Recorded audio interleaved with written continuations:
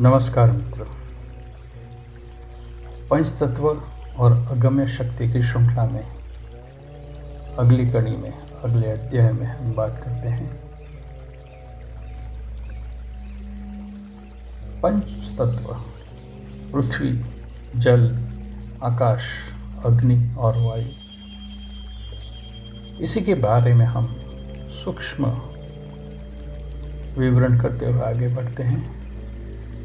उसके पहले हम हमारे परमात्मा, हमारे गुरुजनों को प्रार्थना करते हैं।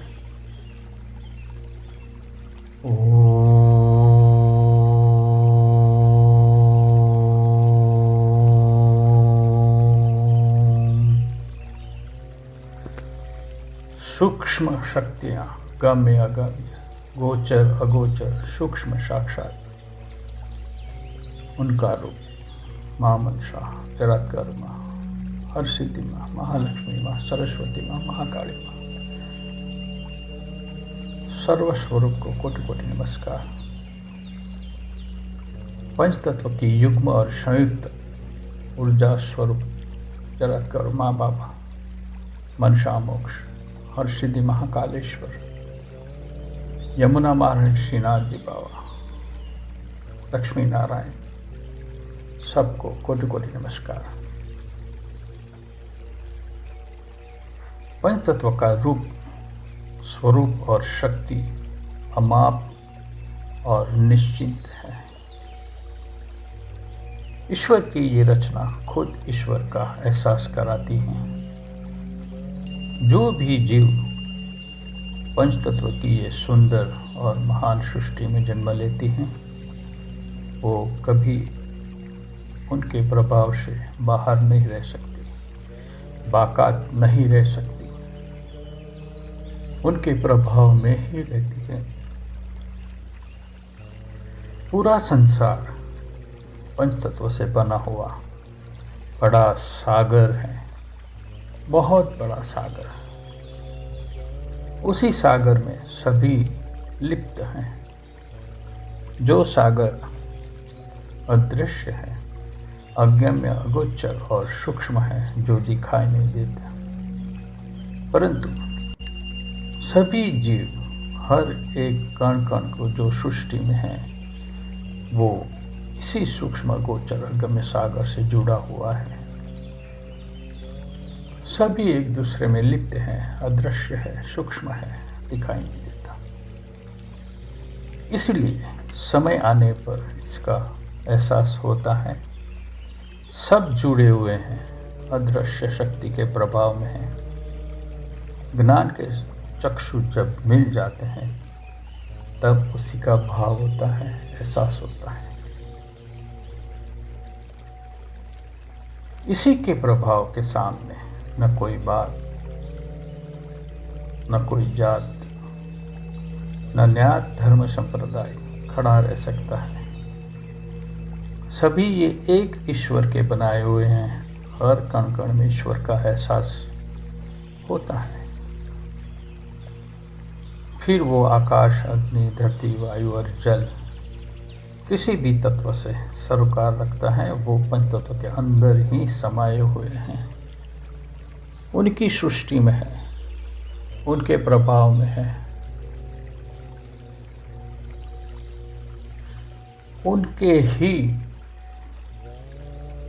सम्मोहन में है, संयम में है, अधिकार क्षेत्र में है। आज हम वायु तत्व की बात करते हैं। ऊर्जा स्वरूप वायु,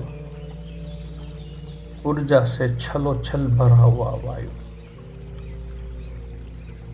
जो भी जीव धरती पर जन्म लेता है, उसे जल की जैसे आवश्यकता है, वैसे ही वायु की जरूरत है।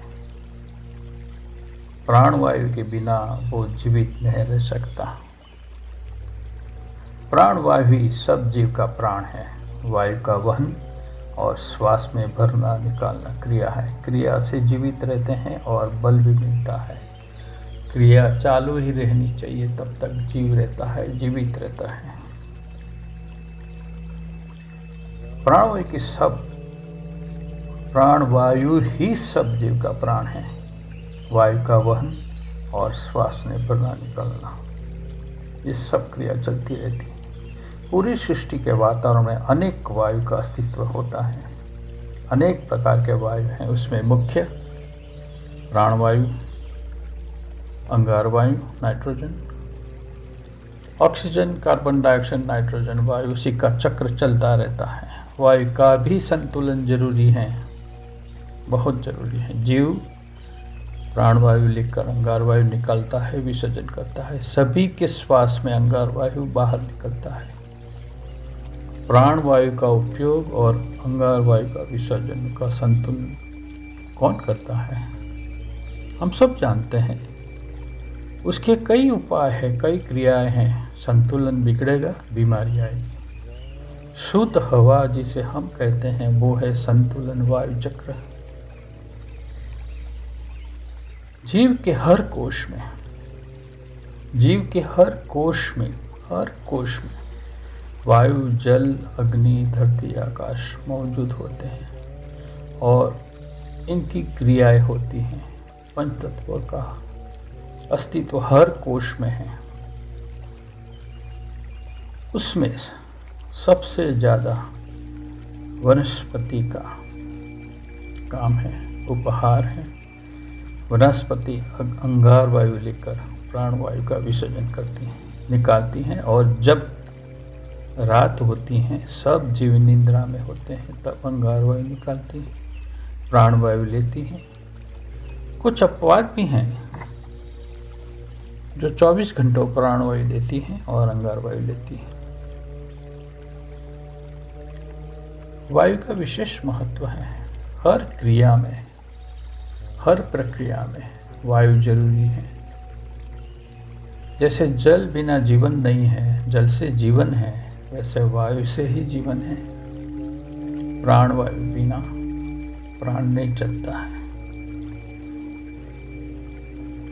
सृष्टि में वायु का नियमन, संतुलन ज़्यादातर वनस्पति से होता है। सबने पढ़ा है, सबको मालूम है। इसलिए वनस्पति को बचाना है। वनस्पति को ईश्वर का रूप माना जाता है। हमारे सनातन धर्म में वनस्पति को ईश्वर का स्वरूप दिया गया है। नमामि देवी वनस्पते।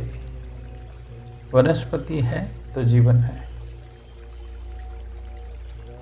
क्योंकि वनस्पति का बहुत बड़ा जीव सृष्टि में काम है। क्योंकि वायु का नियमन, संतुलन जो भी करता है ज़्यादातर वनस्पति करती है। ज़्यादा से ज़्यादा वनस्पति हमें जीवित रखती हैं, शुद्ध हवा देती हैं। और भी कई उपाय हैं जो सूक्ष्म और साक्षात हम जानते हैं। गाय के दूध से जो घी मिलता है, उनके दीपक से भी ऑक्सीजन माने प्राणवायु उत्पन्न होता है, वातावरण शुद्ध होता है। जीवात, जीव जंतु उसके आसपास नहीं रहते हैं। वायु का अपने मानव और अन्य जीवों के शरीर की रचना में, लहू के परिभ्रमण में बड़ा हाथ है और उनकी परिवर्तित शक्तियाँ हमारा जीवन चलाती हैं। वायु के बिना भी जीवन शक्य नहीं है। प्राणवायु प्राण देती है। प्राण अदृश्य और सूक्ष्म है। वो कैसे गति करता है, कहाँ रहता है, उसका केंद्र बिंदु क्या है, हमें जानना चाहिए। यौगिक प्रक्रियाओं में वायु के उपयोग से ही बल मिलता है। अनुलोम विलोम जो क्रियाएं होती हैं योग की, उसमें भी वायु का काम है। वायु से ही शक्ति उत्पन्न होती है, स्वास्थ्य रहता है। वायु जीवन का मूलभूत अंग है। जैसे हर तत्व का एक अस्तित्व और महत्व है। आगे के अध्याय में और जानकारी लेंगे। मुझे आशा है आपको ये अध्याय पसंद आया होगा। आपकी प्रतिक्रियाएं मेरे लिए बहुत ज़रूरी है। मुझे शक्ति